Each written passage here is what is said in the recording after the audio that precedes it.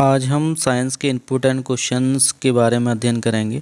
और जो साइंस है वो मेजर पार्ट होता है किसी भी एग्ज़ाम को पास करने के लिए, और बहुत ही आसान, अगर आप साइंस को अच्छे से पढ़ते हैं तो बहुत ही आसान क्वेश्चन उसमें आते हैं, उनका आंसर आसानी से दे सकते हैं। तो आज का जो हमारा पहला क्वेश्चन है कि जो दलहनी फसलें होती हैं उनकी जो जड़ होती हैं उनमें पाए जाने वाले जीवाणु का नाम क्या है। तो इसके जीवाणु का नाम तो नॉर्मली आप जानते हैं राइजोबियम होता है। जो राइजोबियम होता है, जो दलहनी फसलें होती हैं उनकी जड़ों में नोड्स पाए जाते हैं। नोड्स मतलब एक गोल गोल संरचना पाई जाएगी गांठ जैसी, उसमें ये राइजोबियम बैक्टीरिया रहते हैं। इसका जो कार्य होता है वो प्राकृतिक जो नाइट्रोजन है उस नाइट्रोजन का स्थिरीकरण करना, और उस स्थिरीकरण जो प्राकृतिक नाइट्रोजन यानी कि गैसीय फॉर्म में जो नाइट्रोजन है उसका स्थिरीकरण करके उसको नाइट्रेट के फॉर्म में पौधे को देना।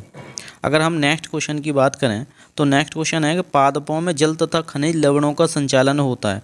तो खनिज और जो जल होते हैं लवण, ये जड़ों के द्वारा लिया जाता है, यानी कि इसका जो संचालन होता है जड़ के किस पार्ट में होता है। तो आप बताएंगे कि जड़ के अंदर जो जाइलम उसका एक ऊतक होता है उसके द्वारा पौधों के विभिन्न भागों में जल तथा खनिज लवणों का क्या किया जाता है, संचालन किया जाता है।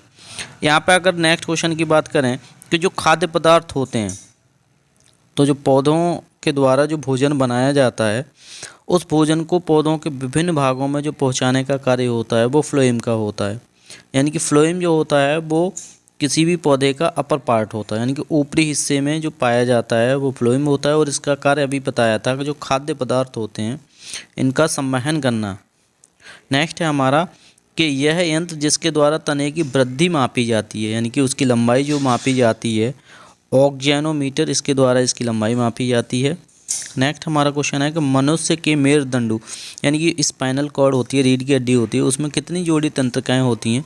तो आप बताएंगे उसमें 31 जोड़ी उसमें क्या होती हैं, तंत्रिकाएं होती हैं। अगर नेक्स्ट क्वेश्चन की बात करें तो सबसे लंबा कृमि, तो सबसे लंबा जो कृमि होता है वो टैपवर्म होता है।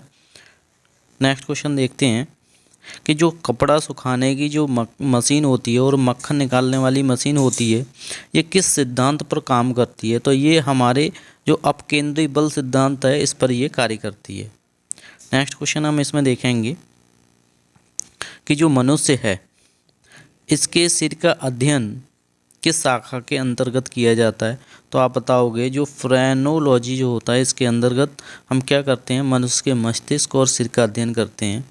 नेक्स्ट है कि पौधों का प्रजनन अंग होता है। तो आप जानते हैं पौधों का जो प्रजनन अंग होता है वो पौधे का फूल वाला पोर्शन होता है, क्योंकि इसी में नेक्टर वगैरह आपने देखे होंगे वो पाए जाते हैं। और अगर नेक्स्ट बात करें कि जो फूलों का अध्ययन है वो क्या कहलाता है, तो आप बताएंगे उसको पोमोलॉजी कहते हैं।